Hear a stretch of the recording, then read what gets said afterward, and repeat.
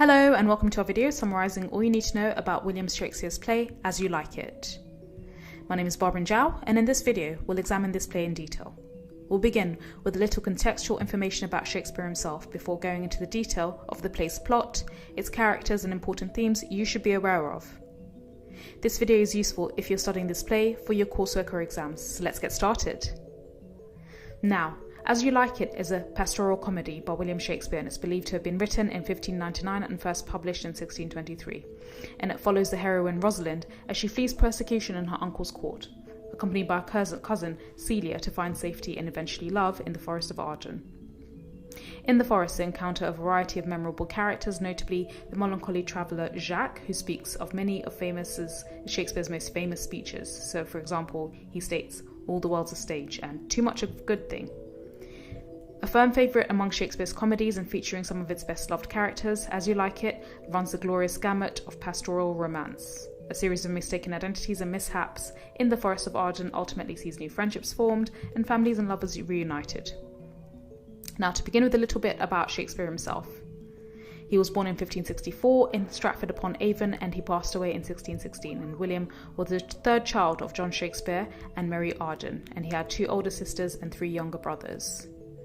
Shakespeare, when he was older, married Anne Hathaway. However, he was 18 when he married her, and Anne was 26, and as it turns out, pregnant. And their first child was a daughter named Susanna, and then they had twins. However, one of those twins did die later on. And in 1599, William Shakespeare and his business partners built the Globe Theatre. Now, with regards to the play itself, As You Like It, let's briefly talk about the plot as a whole. It begins with Orlando, the youngest son of the recently deceased Sir Roland de Boys, who's treated harshly by his eldest brother, Oliver. Bitter and angry, Orlando challenges the court wrestler Charles to a fight, and when Oliver learns of the fight, Oliver tells Charles to injure Orlando if possible. Duke Frederick has recently deposed his brother, Duke Signor, as head of the court, but he's allowed Signor's daughter, Rosalind, to remain, and she and Celia, the new Duke's daughter, watch the wrestling competition. During the match, Rosalind falls in love with Orlando, who beats Charles, and Rosalind gives Orlando a chain to wear, and in turn he's overcome with love. Shortly after, Orlando is warned of his brother's plot against him and seeks refuge in the Forest of Arden. At the same time, and seemingly without cause, Duke Frederick banishes Rosalind. She decides to seek shelter in the same Forest of Arden with Celia, and they both disguise themselves, Rosalind as the young man Ganymede, and Celia as shepherdess sister Alina. Touchstone, the court folk, also goes with them. In the Forest of Arden, the wearing cousins happen upon Silvius, a lovesick shepherd. He's in the act of declaring his feelings for Phoebe, a scornful shepherdess, and Ganymede buys a lease to the property of an old shepherd who needs someone to manage his estate. Ganymede and Alina set up a home in the forest, and not far away, and unaware of newcomers, Duke Signor is living a simple outdoor life with his fellow exiled courtiers and huntsmen. Their merriment is interrupted by the arrival of Orlando, who seeks nourishment for himself and his servant, and the two men are welcomed by the outlaw courtiers. Ganymede and Alina find verses addressed to Rosalind hung on the forest branches by Orlando, and Ganymede finds Orlando and proposes to cure Orlando of his love. To do this, Orlando will woo Ganymede as if he were Rosalind, even though he really is Rosalind in disguise. Orlando consents and visits Ganymede/Rosalind every day for his lesson. In the meantime, the shepherdess Phoebe has fallen from Ganymede, while the shepherd Silvius still pursues her. Furthermore, Touchstone, the court fool, has dazzled a country girl, Audrey, with his courtly manners, and Audrey deserts her young suitor, William, for him. When Duke Frederick hears Orlando's disappeared at the same time as Rosalind and Celia, he orders Oliver to the forest to seek his brother. In the forest, Orlando saves Oliver's life, injuring his arm in the process.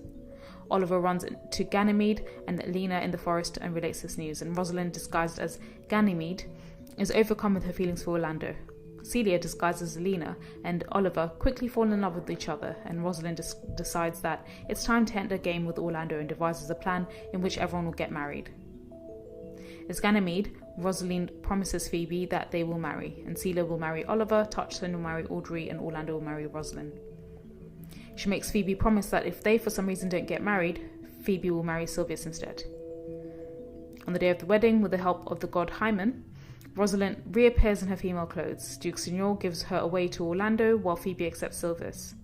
Orlando's older brother returns from college with the news that Celia's father, Duke Ferdinand, has left court to become a hermit. Thus everyone's is happy, except perhaps for Phoebe, who marries someone she doesn't love, and Silvius, who marries someone who doesn't love him. The play ends with a joyful dance to celebrate all the 4 marriages. Now to go into a little bit more detail for each act. So let's start with Act 1, Scene 1. In the orchard of the house of Oliver de Boys, Orlando de Boys complains to Adam, an old family servant, about how he has been treated by his elder brother Oliver, who according to the father's will wants to see to it that Orlando has to be taught all the ways of being a gentleman, as Oliver has been doing for their brother Jacques. Yet Orlando has been kept at home like a peasant. Oliver enters and Orlando tells him that the spirit of my father, which I think is within me, begins to mutiny against his servitude. The 2 brothers argue and suddenly Orlando grabs Oliver and demands that either he receive education and treatment due to him or else he wants the 1,000 crowns that he's entitled to according to his father's will, and Oliver dismisses him with a curt "Will Sir get you in?" Turning to Adam, he insultingly sneers, "Get you with him, you old dog." Orlando and Adam leave and Oliver's anger is interrupted when his servant Dennis enters with the news that Charles the Duke's wrestler is at the door.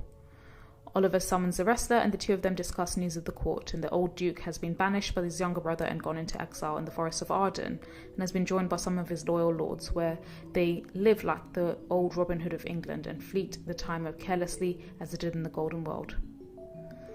The old Duke's daughter Rosalind, however, has remained at court with her inseparable companion Celia, the usurper's daughter.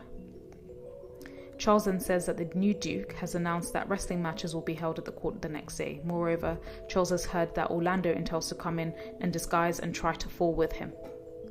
He warns Oliver that though he does not want to harm Orlando, he will be required to do best for him for his own honour. Oliver assures Charles that he will need not be concerned. Charles agrees, and he also agrees to take care of Orlando and leaves. Now in Act 1, Scene 2, Celia, the daughter of Duke Frederick, and Rosalind, the daughter of the deposed Duke, are talking on the lawn before the Duke's palace. Celia chides Rosalind for not being sufficiently merry, and Rosalind, although she grieves because of her father's exiles, promises to try to be cheerful. Touchstone, the court clown, enters and joins the repartee, telling Celia that Frederick has summoned her. They're joined by Le Beau, a courtier who brings news of a wrestling contest that's to begin shortly. Duke Frederick, Charles and Orlando and the members of the court arrive, and Frederick suggests that the young women, Celia and Rosalind, dissuade the challenger from the contest as he'll be seriously injured. They try to do so, but Orlando will not be convinced, saying, "I shall do my friends no wrong, for I have none to lament me."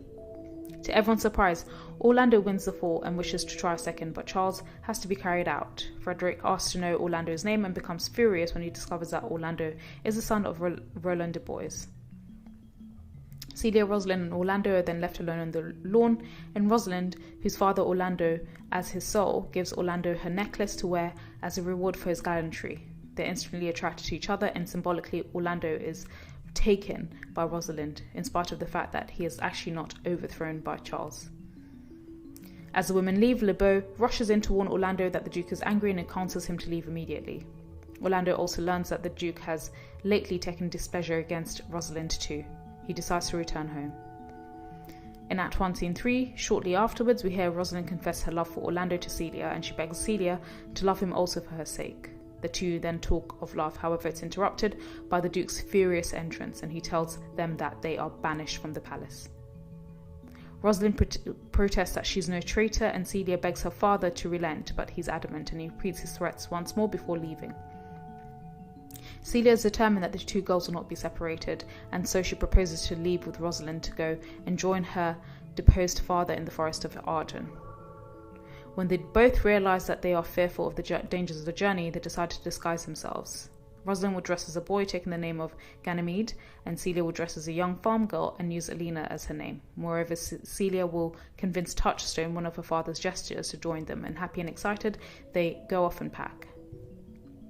Now in Act 2, Scene 1, the banished Duke Signor expounds on the wonders of life in the forest. He tells his associates that he prefers forest dwelling, and he reminds them that their existence in Arden is free from danger, and their greatest worry here is nothing worse than the cold winter wind. The woods provide Duke Signor with everything he needs, from conversation to education to spiritual edification. One lord arrives and announces the melancholy Lord Jacques has seconded his observations, declaring Signor guiltier of usurpation than his loveless brother, Duke Frederick. Duke Senior, in humour, asks of one of his men to bring him Jack because arguing with him is much fun.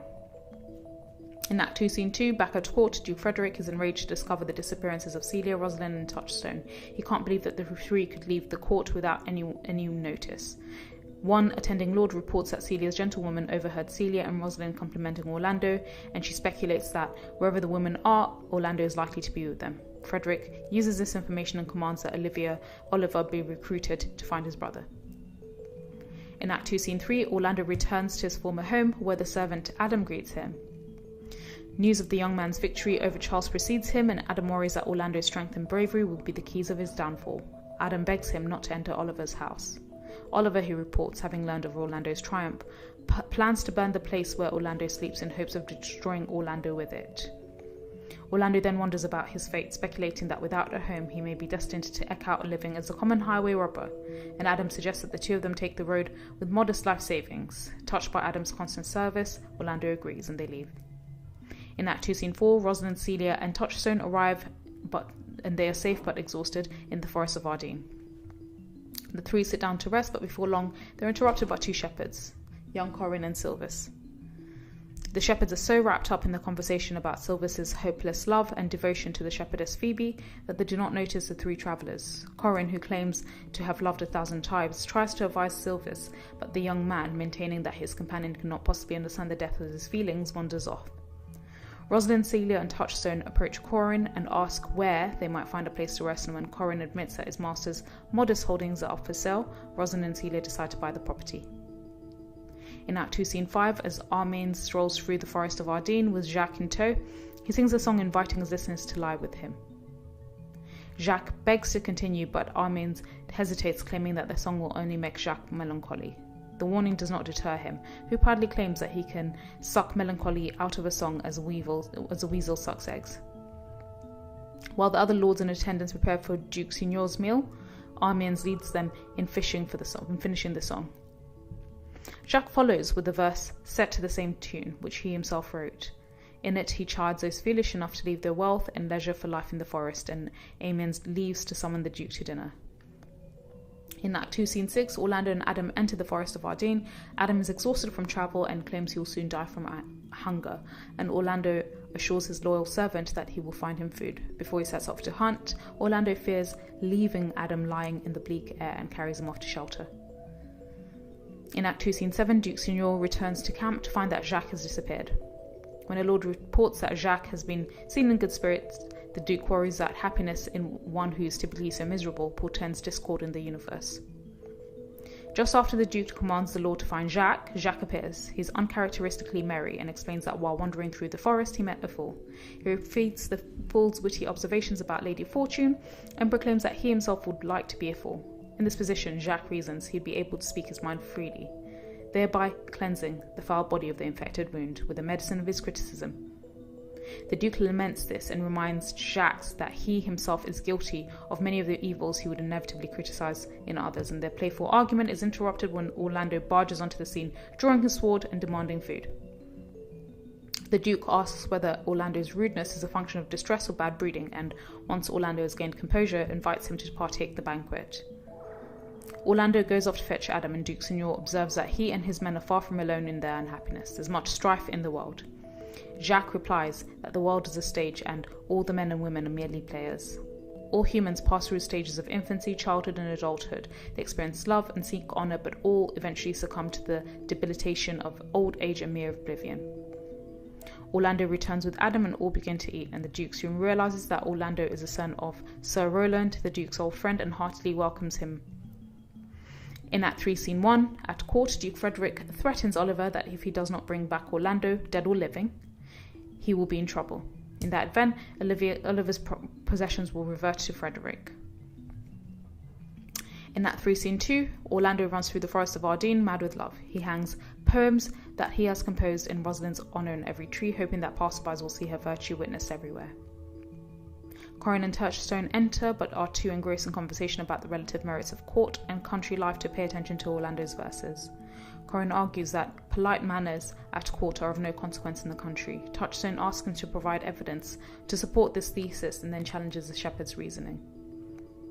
Rosalind enters disguised as Ganymede. She reads one of Orlando's poems, which compares her to a priceless jewel. Touchstone mocks the verse, claiming that he could easily churn out a comparable succession of rhymes. He does so with couplets that liken Rosalind to a cat in heat, a thorny rose, and a prostitute whose transport on the pillory on a cart.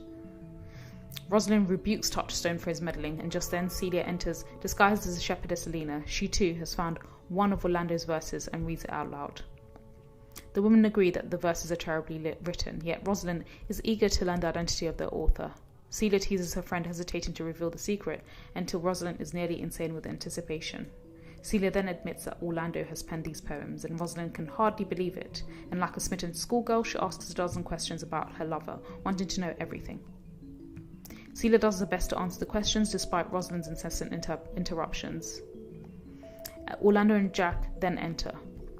Hiding, the women eavesdrop on the conversation, and Orlando and Jack clearly do not care for one another's company and exchange a series of insults.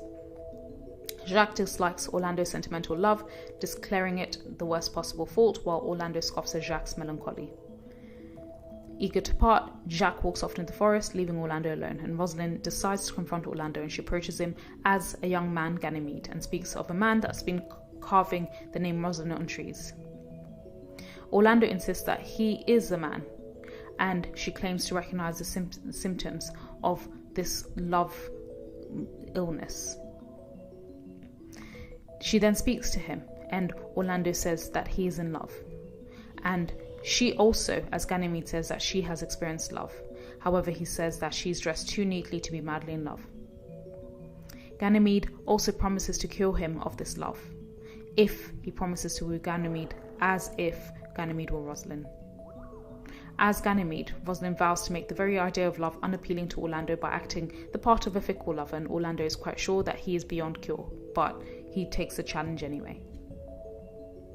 In Act 3, Scene 3, there are other less romantic lovers in the Forest of Arden. For example, there's the poetic and philosophical Touchstone and the earthly Audrey. Yielding to instinct, Touchstone has wooed and finally won Audrey, perhaps Shakespeare's most dull-witted country wench.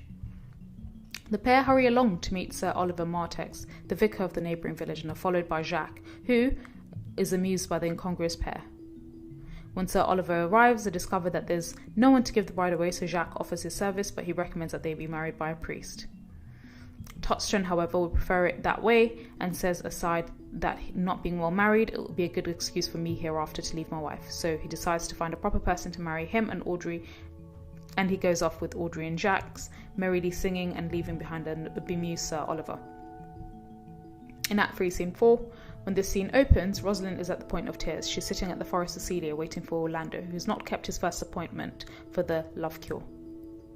Celia teases her friend about Orlando's unreliability.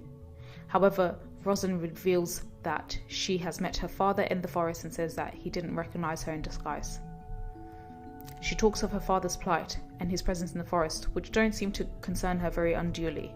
She can only think of Orlando.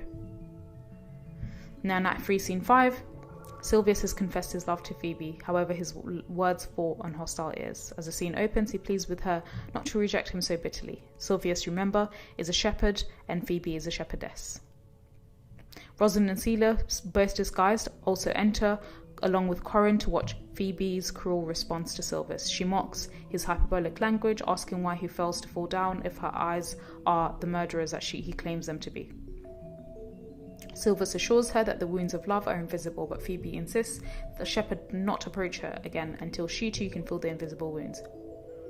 Rosalind steps out from her hiding place and begins to berate Phoebe, proclaiming that the shepherdess has no great beauty and should consider herself lucky to win Silvius' love. Confronted by what appears to be a very handsome young man who treats her as harshly as he treats Silvius, Phoebe instantly falls in love with Ganymede. Rosalind, realizing this infatuation, mocks Phoebe further, and Rosalind and Celia depart, and Phoebe employs Silvius, who we can talk so well of love, to help her pursue Ganymede. Phoebe claims that she does not love Ganymede, but wonders why she failed to defend herself against such criticism. We get the sense that she's in love with Ganymede. In Act 4, Scene 1, while Celia listens to their arguing, Rosalind still disguises Ganymede, and Jacques banter about his melancholy, and Jacques maintains that it is good to be sad and say nothing, while Rosalind maintains that if one is sad and silent, one might as well be a post. Orlando finally arrives, very late for his appointment, and Jacques bids Ganymede goodbye. Turning to Orlando, Ganymede first berates him for his lateness, but then lovingly invites him to woo Ganymede, as if Orlando was wooing Rosalind. Ganymede wittily instructs Orlando about the wily ways of love and women. At this point, Orlando says he must leave to attend Duke Signor at dinner, and he promises to return at 2 o'clock. And after he's gone, Celia accuses Rosalind of speaking ill of women, and she suggests that Rosalind should have her doublet and the house plucked over her head in order to show the world the bird hath done her own nest. And Rosalind, in answer, says that love has indeed made her a little bit mad.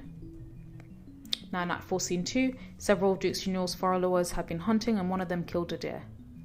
Jacques suggests that they present it to the Duke like a Roman conqueror, and they carried out this slaughter trophy.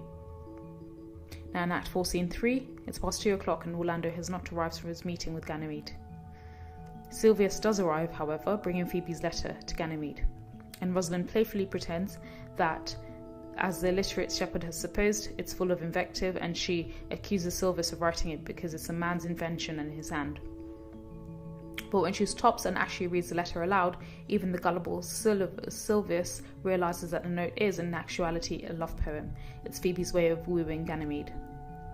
Silvius is ordered to return to Phoebe with this message: "If Phoebe loves me, I charge her to love thee. If she will not, I will never have her unless thou entreat for her." Now in Act 4, Scene 3, a stranger arrives on stage.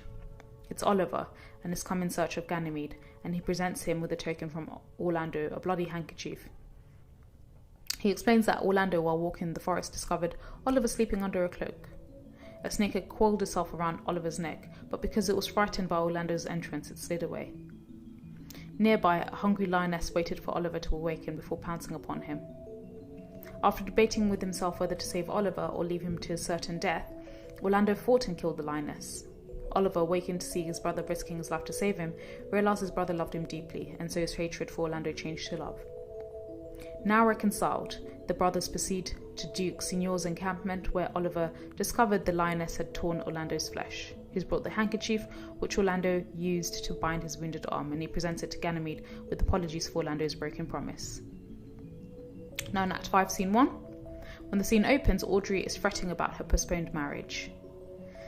She is worried, and she's presented as a very rustic character. And William appears, and in answer to Touchstone's question, "Art thou wise?" he replies, "Aye, sir, and I have pretty wit." To this, Touchstone responds by quoting a saying beginning, "The fool doth think he's wise." Touchstone quickly reduces William to a state of stupefaction. William meekly goes away, and Corin arrives with word that Touchstone is wanted by Lena and Ganymede. In Act 5, Scene 2, we learn that Oliver has fallen in love with Alina at first glance, and he tells Orlando that she has consented to marry him. He vows to give Orlando to his father's house and live and die a shepherd. Orlando approves of the marriage and then is scheduled for the following day. Rosalind as Ganymede enters and tells of the whirlwind courtship of Alina and Oliver, in which they no sooner looked before they loved. When Orlando confesses his own heart's heaviness because he's without his true love, Ganymede tells him that he, Ganymede, is knowledgeable in the true art of magic, and says, "If you do love Rosalind so near as your heart, then when your brother marries Alina, shall you marry Rosalind." Ganymede then promises to set Rosalind before Orlando's eyes. Phoebe and Silvius join them, and Phoebe expresses her love for Ganymede, and Silvius expresses his love for Phoebe. And Ganymede says he loves no woman, and Orlando sighs for the absent Rosalind. Now in Act 5, Scene 3, Touchstone tells his true love, tomorrow is a joyful day when they'll be married. They're entertained then by the two of the Duke's pages, who sing appropriately, "It was a lover and his lass." Now in Act 5, Scene 4, on the following day, the Duke asks Orlando if he believes that Ganymede can do all as he's promised. With them, Oliver, Celia disguises Alina, Armenis, and Jacques have gathered to see whether the miracle of multiple marriages can be performed. Rosalind enters in her customary disguise, followed by Silvius and Phoebe. She reminds all the parties of the agreements.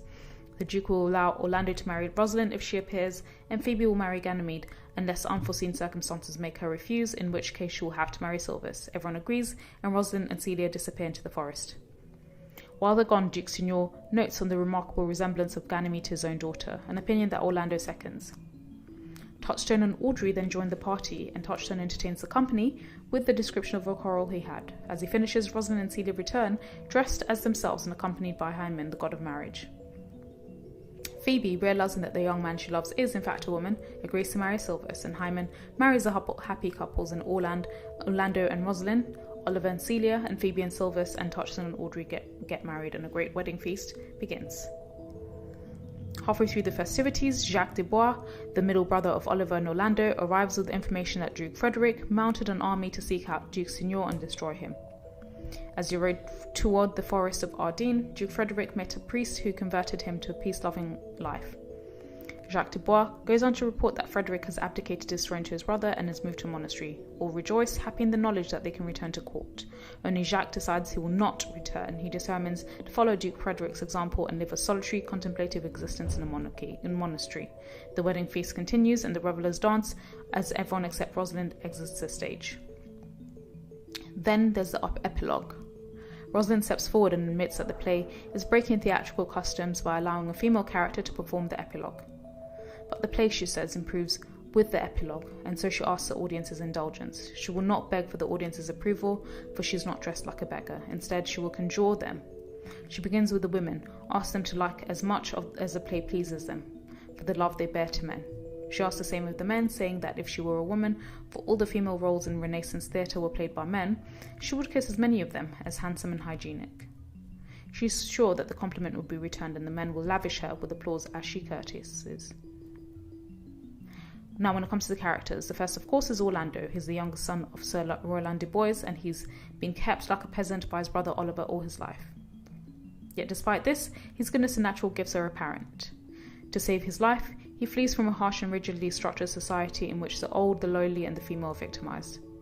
In the anarchic world of Arden, he cares for Adam, who's both old and lowly, with great tenderness and no concern for rank. Most importantly, he is temporarily set free from the restrictions and fictions imposed on a man dealing with a woman, and he comes to know Rosalind not as a mistress placed on a pedestal for greater ease of worship and dehumanization, but as a friend and equal. In all, he embodies his age's Anglo-Saxon virtues of courtesy, gentleness, independence, courage of strength, filial devotion, and having established Orlando as a knight of sorts, Shakespeare then reveals his human frailties. In particular, when Rosalind gives him a necklace, his strength, courage, and all his manly virtues desert him momentarily as he falls in love. The next character, of course, is Rosalind. She's the heroine of the comedy, and she exemplifies the best virtues to be found in the Renaissance Englishwoman. She's intelligent, witty, warm, and strong of character, and she possesses an unshakable integrity. Yet there's nothing overbearing or pedantic about her intelligence. She intimidates no one. As a result, she remains always gently, wittily human, whereas Orlando at times seems almost too intense in his quest to measure up to his father's precepts. Rosalind always seems to rise above the failings of fate by using her resourceful, realistic understanding, and she emerges as a human being who's to be admired. However, her patience isn't without limits, and she's no saint. Falsely charged with treason and condemned to exile, she is nevertheless secure in her integrity, and she's able to defend herself with courteous yet firm eloquence. Her exceptional mental gifts are most strikingly demonstrated during her bright flow of her conversation. She's witty, and her repartee especially is sparkling when she's alone with Celia. The other character, of course, is Celia, who's able to hold her own in witty conversations with Rosalind and Touchstone, and she's usually reserved in public situations.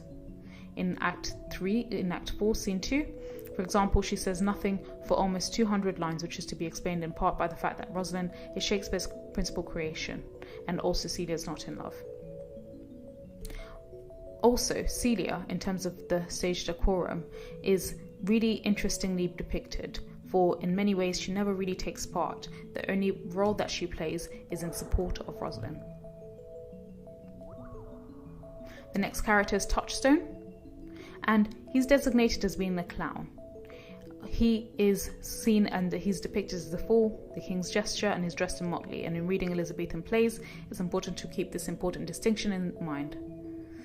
He was, however, more than an average fool, and through his satirical wit he exposes the follies of life.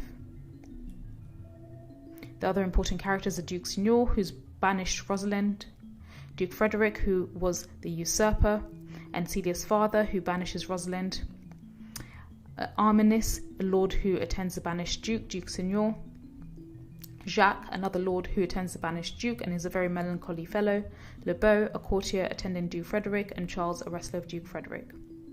There's also Oliver, who's the elder son of Sir Roland de Boys, Adam, a servant to Oliver, Dennis, a servant to Oliver, and Sir Oliver Mantex, who's a country vicar. Now, when it comes to the themes, the first, of course, is romantic love, and this is demonstrated in the central relationship between Rosalind and Orlando. They fall in love quickly, and the love is articulated through poetry and carvings on trees. It's a gentlemanly and courtly love, but it's fraught with barriers needing to be overcome.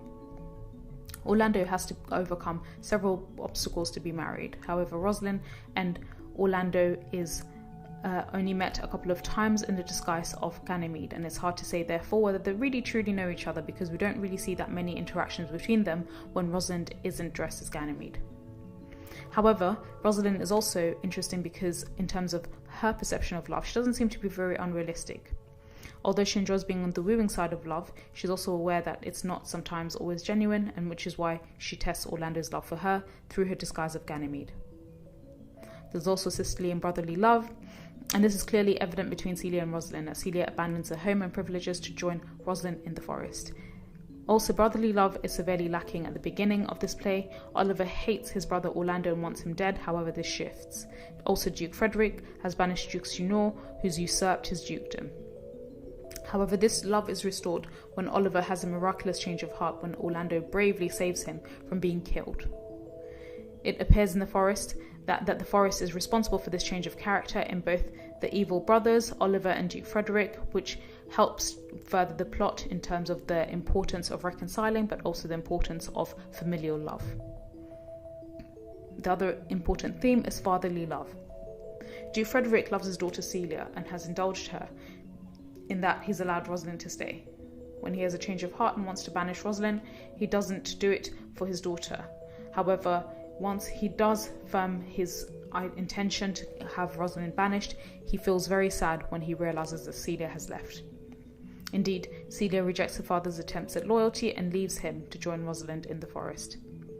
His love for her as his daughter is somewhat unrequited due to his wrongdoing, which he ultimately does change his mind on. Also, there's this interesting contrast between city and country life. So there's lots of pastoral literature and it thrives on this contrast. Often it suggests that the oppressions of the city can be remedied by a trip to the country's therapeutic woods and fields, which can resolve a lot of the issues that arise in the city. Also, the country is seen as restoring a person's sense of balance and rightness, and this type of restoration in turn enables one to return to the city a better person, and we see this with lots of the characters who go into the country and then come back changed. For example, in Act 1, Scene 1, Orlando rails against the injustices of life with Oliver and complains. Later, in that scene, as Charles relates the whereabouts of Duke Signor and his followers, the remedy is clear. It's in the forest of Ardenne, where the usurped Duke resides. As the characters prepare to return for a life at court, the play does not lord country over city or vice versa, but instead suggests a delicate and necessary balance between the two. The simplicity of the forest provides shelter from the strains of the court, but it also creates a need for an urban style and sophistication. The other theme is that of foolishness, and this play makes it clear that human beings can be very ridiculous. So naturally, much of the play is spent poking fun at such foolish behaviour. From Orlando's silly notion that love should look like a 14th century Italian card, to Jacques' melancholy and highly cliched outlook on life. Touchstone, the character who does most of the mocking in the play, just happens to also be a licensed fool. Like Shakespeare's other fools, Touchstone's quick wit and insight into human nature allow him to point out the folly of those around him. Despite this play's critique of human folly, it also acknowledges that foolishness and folly are the very things that make us human, and if we can recognise this, we're ahead of the game. So that's all. If you enjoyed this video, then please do consider subscribing to our channel and giving this video a thumbs up. Also, if you want access to useful essay questions, model answers that you can use for revision, as well as additional support in English, as well as other subjects, do visit our website, which is www.firstratetutors.com. Thank you so much for listening.